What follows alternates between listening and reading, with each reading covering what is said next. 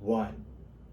Panel, ladies and gentlemen, current things we have in the criminal justice system, like the death penalty, solitary confinement, or electrohydrotherapy and hypnosis techniques that they do to condition prisoners and help them be able to recover, were all once deemed crazy, inhumane, and unsure if it's valid or should work.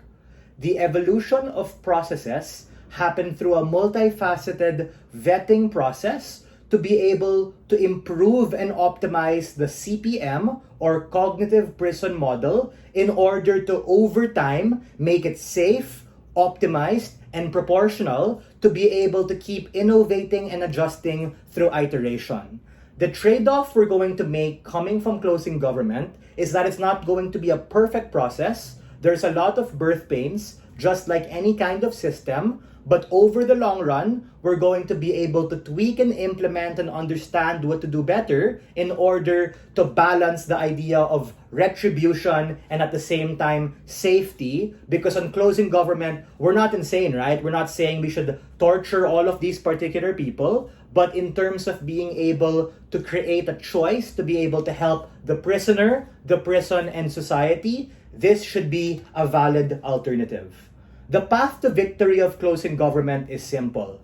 Number 1, I am going to map out how CPM works and how it's aligned to the criminal justice system principles, because our opening kinda assumed these particular principles. They shotgunned it coming from first speaker, but didn't really get to explain and map out how it works. This is a policy. Number 2, why should prisoners be allowed to choose this particular thing? And this is something that opening opposition to a large extent does not understand. They assume that everyone is going to be funneled into this particular thing, or people are going to somehow be able to spam it. I'll talk more about that later, how we can address it. And lastly, I'm going to talk about how it's an effective alternative to be able to have in order to promote better things for the state and as well as the prison. The first level to understand is a strategic commentary in terms of what happened in opening, because opening government at best said a lot of these handles coming from first speaker, but didn't fully explain what happened.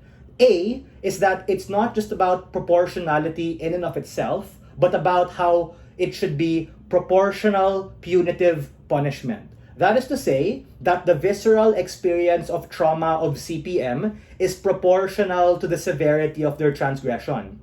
Meaning, for murderers to be able to feel how it's like, or rapists to be able to feel how it's like, we're able to uniquely create a sense of empathy when you go through physical and psychological suffering. Why is that the case? First, we have to understand that this is not going to be a pleasurable experience. Yes, it's a couple of minutes, but it actually is very painful and actually traumatic.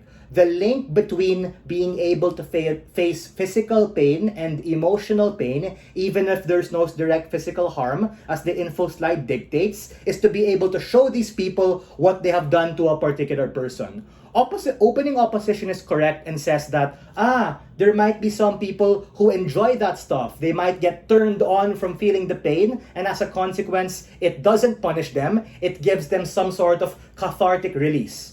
Then these people will be removed from the list and not be allowed to be able to given that capacity to choose. We think that the prison can definitely have a screening and vetting process or mechanism to be able to understand who should be given this particular capacity. Similar, ladies and gentlemen, to how we have a screening process for those who are able to get jobs within the prison, a screening process to be able to determine who is able to get parole, we can have that particular process as well. Secondly, we're going to have a feedback mechanism to be able to monitor how they react before this thing, during this thing, and after this thing. Similar to how we actually have a doctor who's the one administering particular death penalties, or we have psychologists and psychometricians who are understanding how prisoners are reacting when they're in solitary confinement. Because we're not crazy, right? We're not here to say, fuck these guys, we're here to hurt them. We're here to be able to inflict an effective amount of suffering in order to weigh against the benefits of still being able to uphold their rights because we are better than them.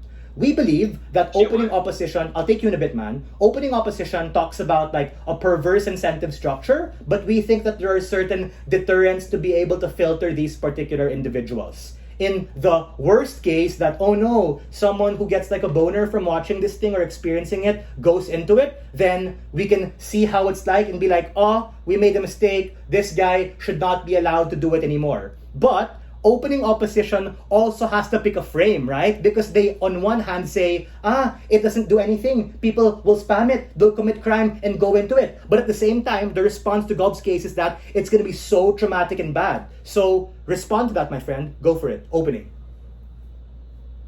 Yeah, but it's not just, our analysis was not just that people get turned on from it. It's also mostly that there are a lot of people that don't feel strong senses of empathy towards other people. Given that psychology is really, really hard to objectively assess, how can you tell if people genuinely feel empathy, engage charitably?